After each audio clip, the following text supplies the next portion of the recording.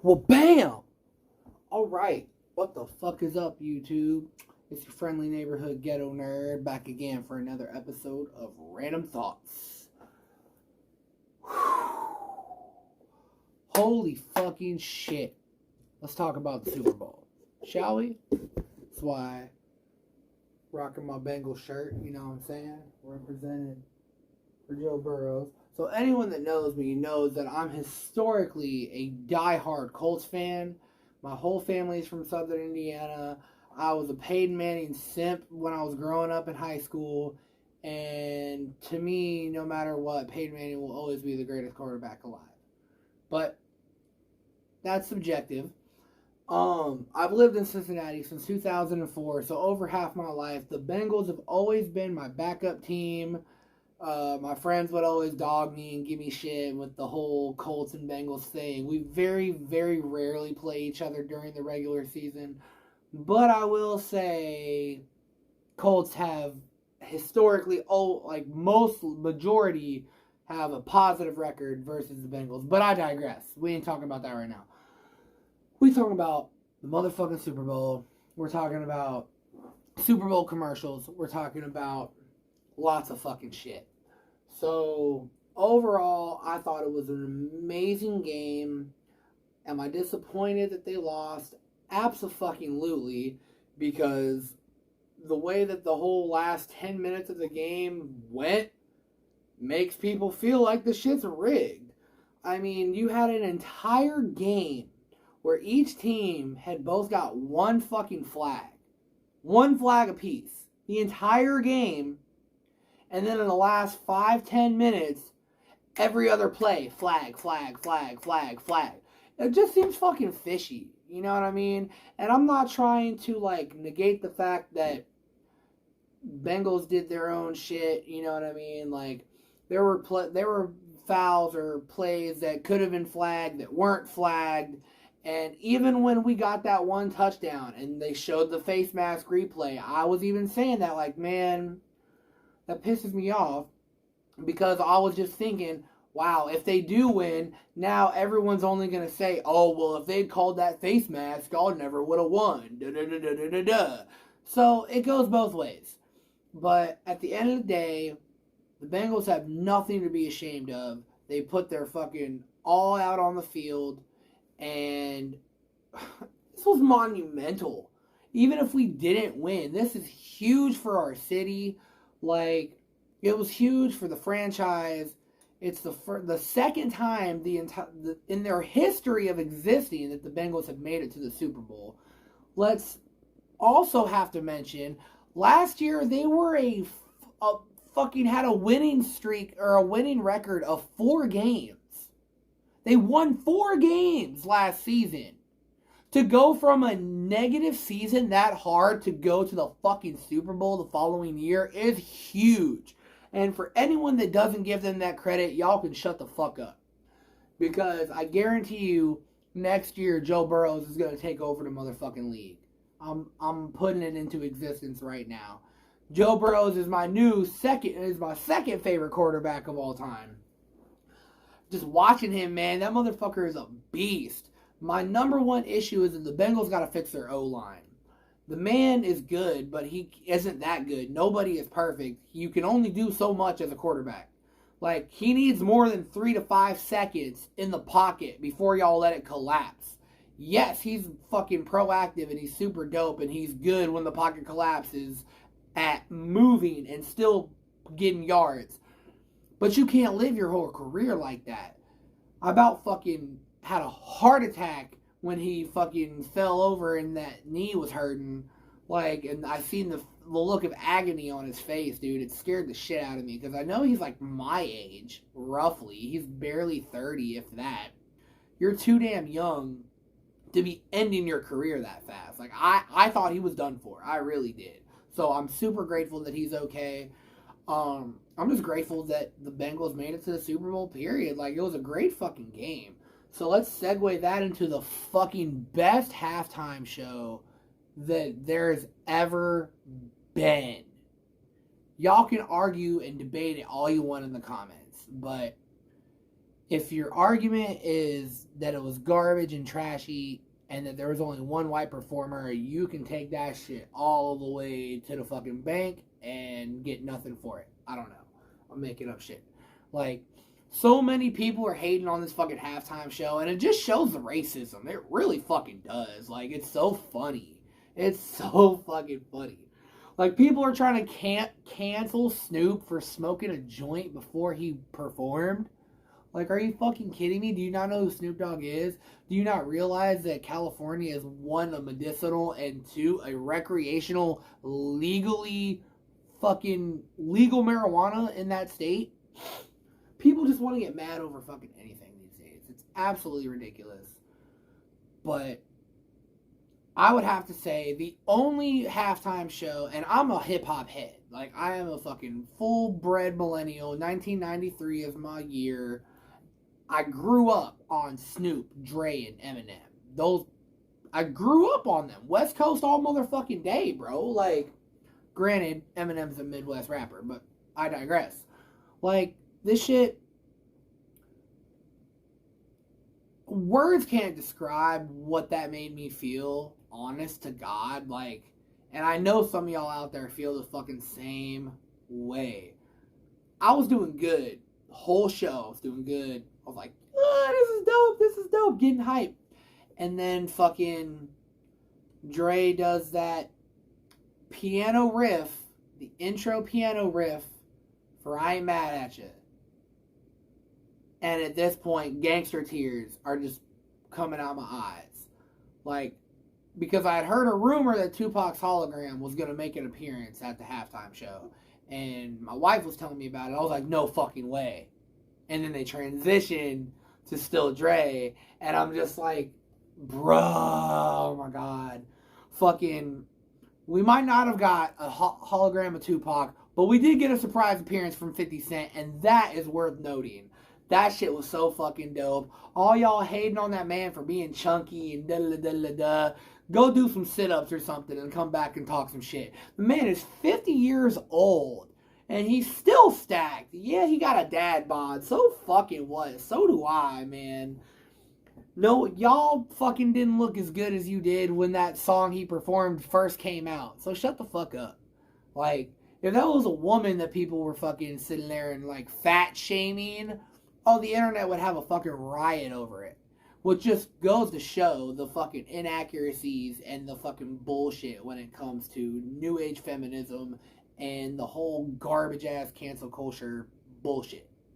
Like, the only halftime show that I put above this one, and I'm not even a huge fan of him, is Prince. Because that man is fucking iconic.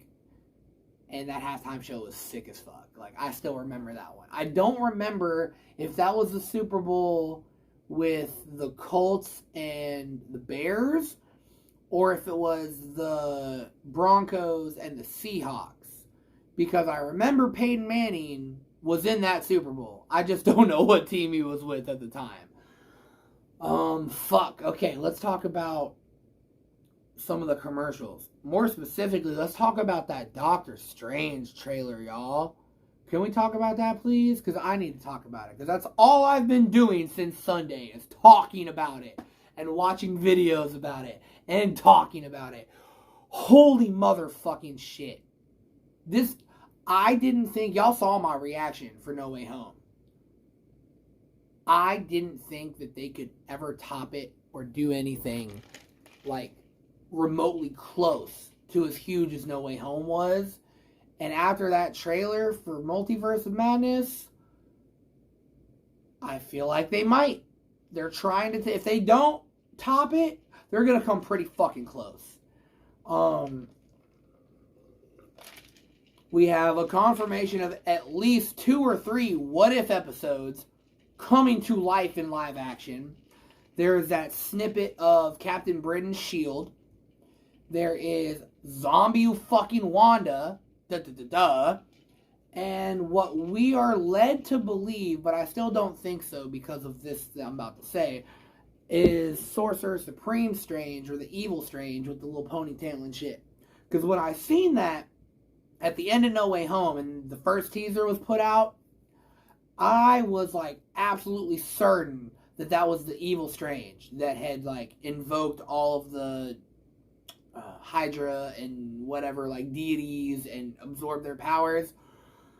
But realistically, if you look at that, it can't be him, because if we're led to believe that everything is connected, which it is when it comes to the MCU, that Strange is still trapped in the pocket dimension, overseeing the endless battle of Ultron and Killmonger with that other pocket dimension inside of another dimension. So he, as far as we know, is still in his universe, maintaining that so that the entire rest of reality doesn't collapse. So it's got to be a different Strange. But we had a confirmation of 3 different Strange variants in this trailer. We had Ponytail Strange, normal MCU Strange, and then weird, like, either, I couldn't tell if it was like blonde dye or if it just was a shaved buzz head design in its head. But like 3 Stranges. At least 2, if not 3 different Wandas.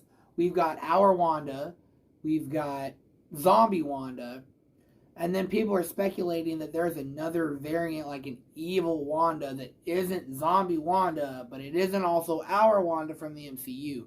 So I don't fucking know. But like, oh my god, dude. I can't wait for this fucking movie. I'm mad as hell that I got pushed back to May. I was gonna go see it for my birthday, because my birthday is in March. But I may end up having to settle to go see the Batman for my birthday, which I wouldn't be mad at. Which, that's a whole nother fucking topic in itself. Holy shit. This is going to be 2 hours and 55 minutes long. Like, holy shit. They're putting some time. See, DC has been quiet as fuck lately. So, like, I'm a big Batman fan. Y'all know me. I'm Arkham Bars, baby. Like, I'm a big-ass Batman fan. But as a whole, DC, I don't really care for. Just because of how, I don't even know how to word it really. Like, since I was in high school, I've always said that Marvel does better live action movies and DC does better animated movies. Point being,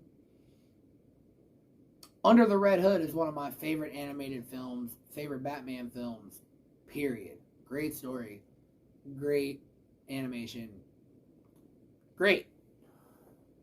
And then they had to go and taint it a couple years ago and put out The Death of the Family, which was the laziest fucking cash grab that I have ever seen from DC animation. Point blank, period. I'm glad I didn't pay for it, because I would have been fucking pissed. The movie is literally half, if not more than 50%, stolen, reused clips from the Under the Red Hood movie. Like, and it was so unlinear, and like, this shit was aggravating. It made no fucking sense. It was stupid as shit. It was cash grab. Point blank, period. It was cash grab, in my opinion. But when we're talking DC animated movies, period, like, they're great outside of, you know, that one and maybe a couple's.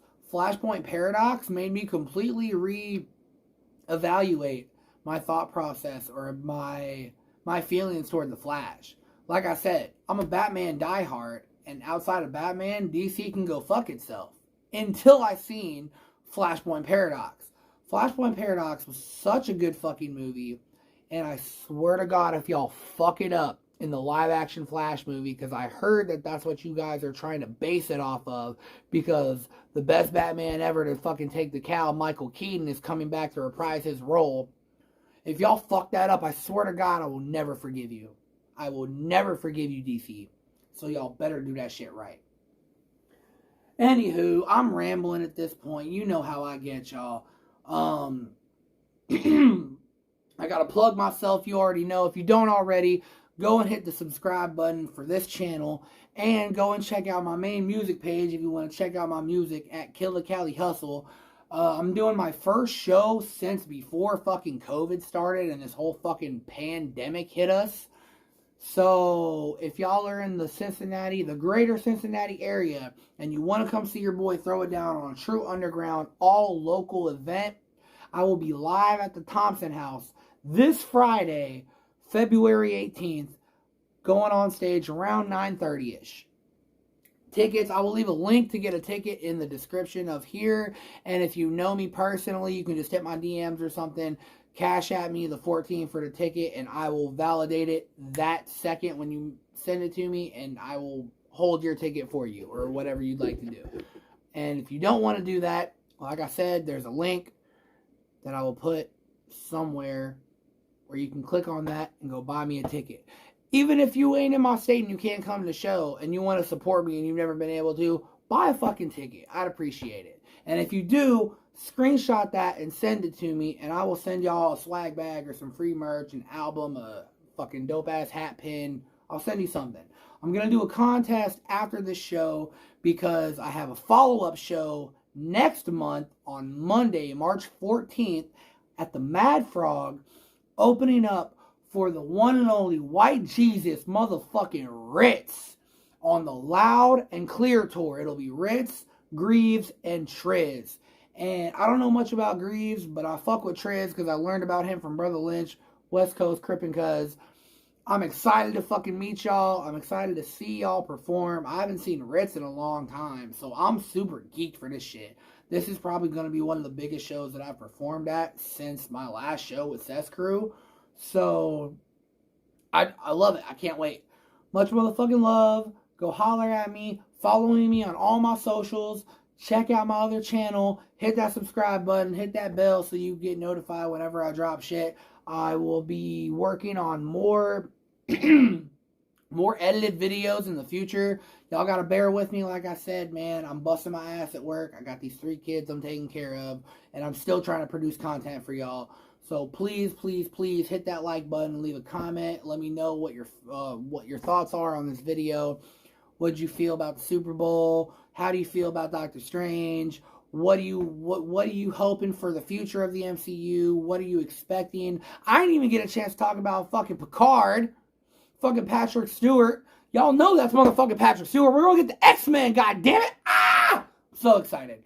I'm gonna drop I guess I'll drop it at the end of this. I did a live reaction real quick right after that fucking TV spot for the trailer came out. So I'm going to throw that at the end of here just for a little treat for y'all. No edits this time. I'm just going to drop it, and hopefully this will be uploaded tonight or in the morning. It's Tuesday now. Hopefully I'll have it on Wednesday. I'd like to try to do the weekly videos like I've been wanting to. I just don't have a set schedule yet. If you guys are on Twitch, follow me on Twitch at www.twitchtv/theghettonerd93.